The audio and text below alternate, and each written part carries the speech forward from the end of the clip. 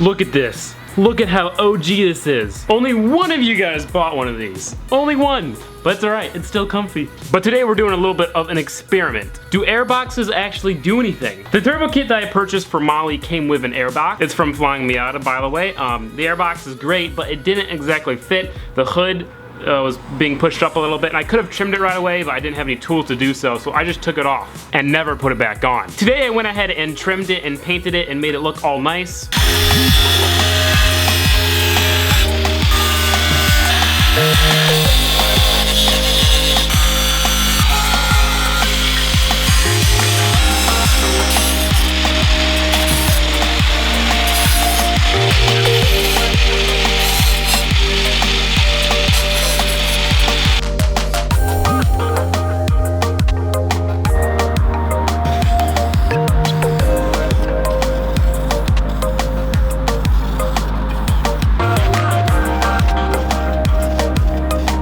But I was wondering, does it actually do anything? Like, if I put it back on, will anything change? Ideally, it makes the intake temperatures a little bit cooler because it kind of blocks off all the hot air that's in the engine bay and allows the turbo to suck in some nice cold air right by the hole. Thanks to the awesomeness of standalone ECUs, I can monitor a ton of different stats about the engine, including air intake temperature. So what we're gonna do is we're gonna go drive the car around, see what the air intake temps are while cruising and under boost. I don't know how I'm gonna do that second one because it's just me. We'll see. And then we'll go ahead and put the airbox back on and see if the intake temperatures go down at all. Honestly, I'm guessing nothing happens, nothing changes. The air has to go all the way through the turbo, all the way through the intercooler, and all the way into the engine. And I think by then the like 1 or 2 degree difference that the airbox makes is irrelevant. I don't know. Let's go drive the car without the airbox on.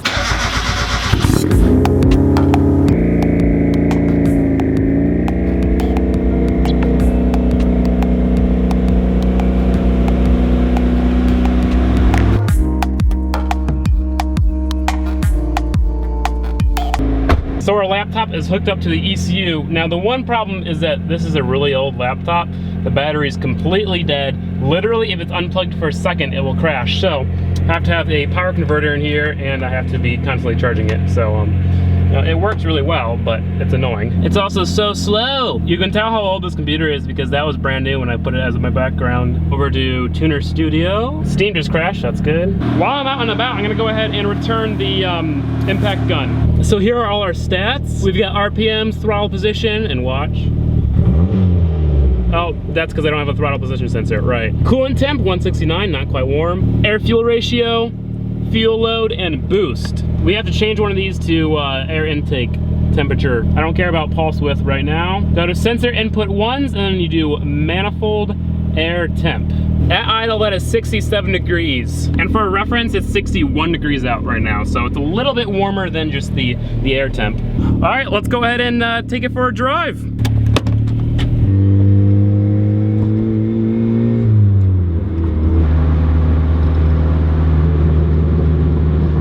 The moment I stop driving, the intake temps start rising. It's at 71 right now. Makes sense really because there's no airflow, so it's getting warmer and warmer.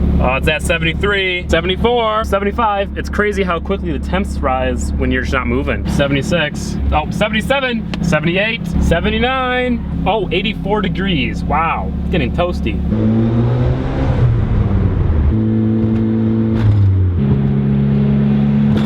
In order for the numbers to actually be accurate, I really need to get onto a highway where I can go a constant speed for a long period of time. So I'm gonna go find a highway. It is now getting quite warm, 87 degrees. Find a highway, let's get some real numbers. Nice long straight, going 50 miles per hour, holding steady at 74 degrees.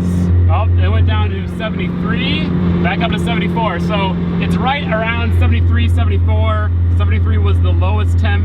When it's all warmed up, cruising at 50 miles per hour, 2,500 RPMs. Also, I'm realizing I'm really dumb. Instead of like looking over and trying to just read the numbers, I'm gonna run the data log, and then after we're done driving, we're gonna look at the data log, see what the hottest air intake temperature was and the coldest air intake temperature was, and then that will be our two numbers. so now it's data logging. I'll drive around and then we can look at the data log. Just got back from a nice drive. As you can see, we're all good. I stopped the data log, so now we're gonna go open up Megalog Viewer and look at the stats. I honestly think air intake temperature is directly related to speed and pretty much nothing else. So we're gonna go ahead and open up air temp. So this red line right here is intake temp. As you can see, the temps just gradually went up and up, up and up. And then when I started moving, they immediately started falling. What you can tell from this is that, like I said, nothing really changes the air temp besides speed. It's all very gradual changes. So anyway, we keep going through that, blah, blah, blah, blah, blah, blah. We don't have to watch the entire data log. What we have to pay attention to is those two red numbers. Down here it says min 72.2 and max 90.2. That is our intake temp. So the minimum was 72.2 degrees Fahrenheit and 90.2 degrees Fahrenheit with no airbox. So those are our two numbers. Let's go ahead and put on the airbox and see if there's any difference. I was in the process of painting it wrinkled black, but, well, yet again didn't work too well. Because, yeah, that's, so sad. I can never do that. Only thing I need is a screwdriver.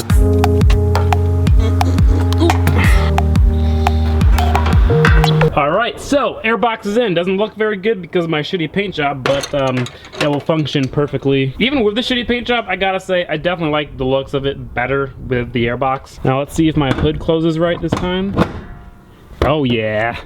Whoo. GoPro going in the engine bay.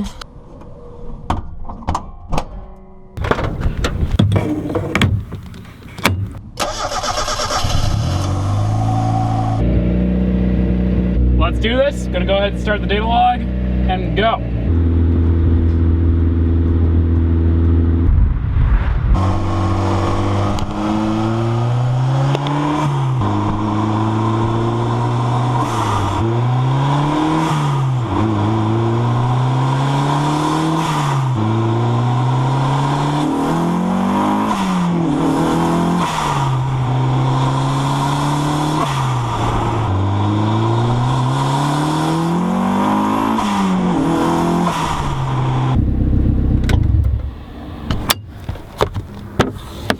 Just got back, let's go ahead and open up that data log. There was definitely a difference, let's just say that. So yet again, here's our data log, going through, blah, blah, blah, blah. We don't have to watch the entire thing. Look at our two numbers, the max and the min.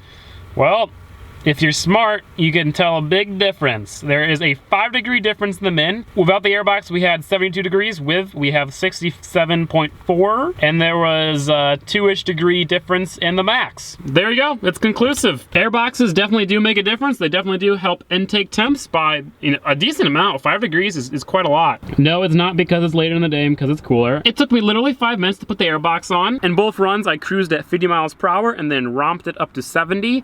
And then cruised the rest of the way. In both runs, we also got stopped at a lot of stoplights, which sucks, but I mean, that's pretty cool. And I have to say, I definitely did not expect this. Airboxes, they make a difference. Keep an airbox on. Now, to be fair, that's just specific to where I have my intake.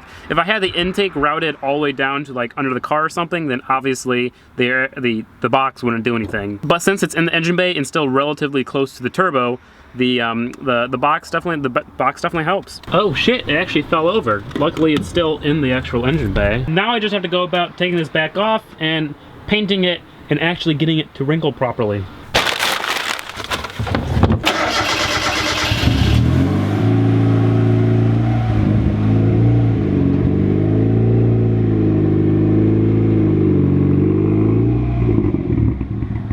So guys, that is going to be it for today. In about 2 hours, I am going to the Fast and Furious 8 premiere. So that's going to be fun. Oh, also, something sad. Molly is definitely still leaking oil. We fixed the front seals, it's no longer leaking from there, but the rear main seal is leaking. That means we have to drop the trans, take the clutch off, take the flywheel off, and replace that. That's gonna be a bitch. But I gotta do it to pass tech, even though I'm not sure if tech would really check that.